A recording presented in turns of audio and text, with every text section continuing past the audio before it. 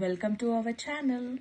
Today we are talking about something that sounds like sci-fi but is actually sitting in your pocket right now.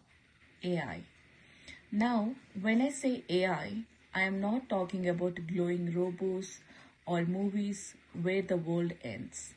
I am talking about the stuff that suggests the next song on your playlist or the weirdly accurate ad you saw on Instagram this morning. Whether we like it or not, AI has become our invisible roommate. It's helping us write emails, edit our photos, and find the fastest route home. But is this roommate actually helpful or they slowly taking over the house?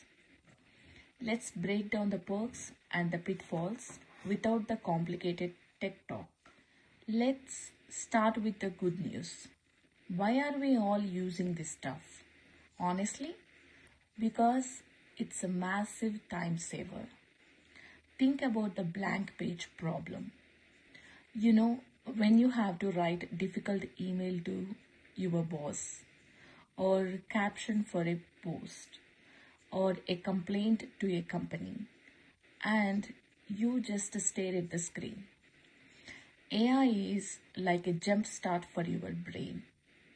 You give it a rough idea and it gives you a finished draft in 3 seconds. You still have to edit it, but the hard part, the starting, is done. It's also making us all experts at things we used to suck at. If you are not a designer, AI can help you make a professional looking flyer for your kids' bake sale. If you are not a coder, it can help you build a basic website. And think about the small wins, navigation, by predicting traffic before it even happens. Smart home, by learning when you want the lights on so you don't have to think about it. Entertainment, it finds movies you actually want to watch so you don't spend 2 hours scrolling through Netflix.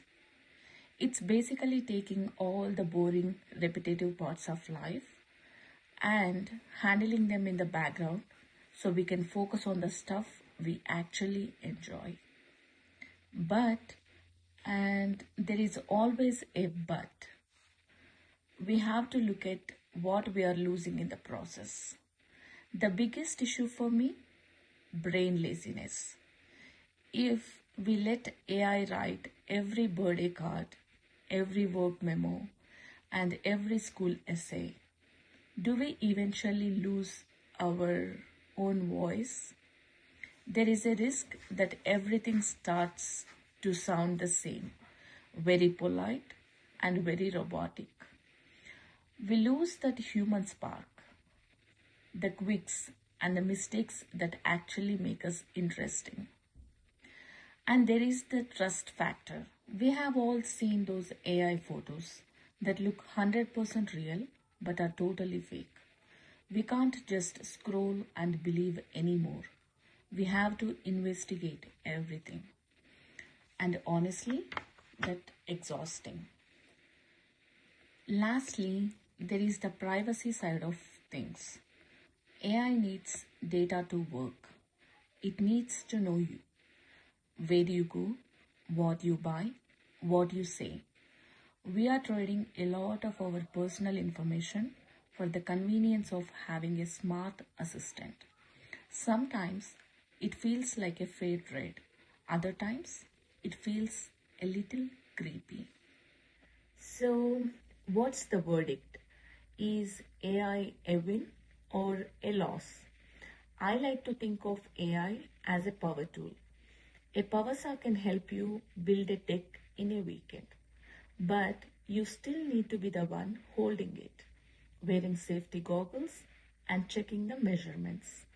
If you just turn it on and let go, it's going to cause a mess.